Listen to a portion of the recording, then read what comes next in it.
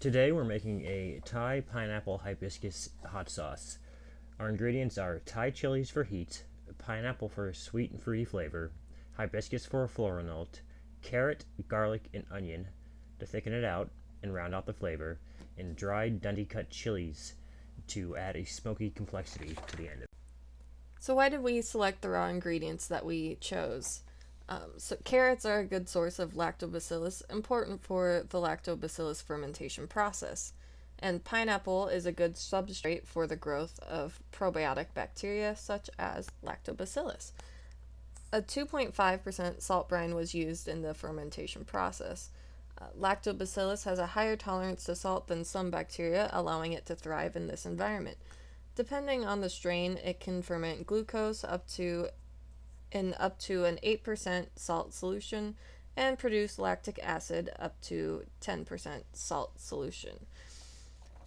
So the compounds produced in this reaction is lactobacillus converts glucose into 2-pyruvic acid, and then the pyruvic acid is then converted into lactic acid in an anaerobic reaction. And what health benefits does this have? Lactobacillus has probiotic benefits for the gut microbiome.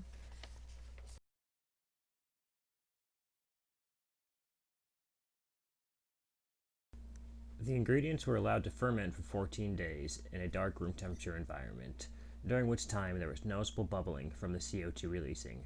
After the ferment was strained and the brine reserved. Sugar was added for sweetness, tamarind for its sour and sweet qualities.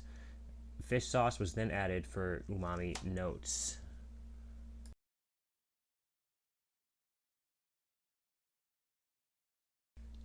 The reserved brine was reintroduced and blended with an immersion blender to form a paste.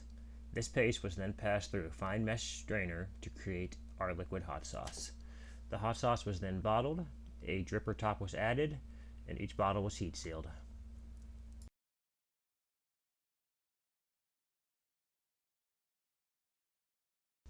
The shuami is a modern version of a sauerkraut crock, which allows for gas to escape, the CO2 that's produced, but not to enter, so that oxygen cannot enter, creating an anaerobic environment to facilitate the propagation of our lactobacillus and fermentation reactions.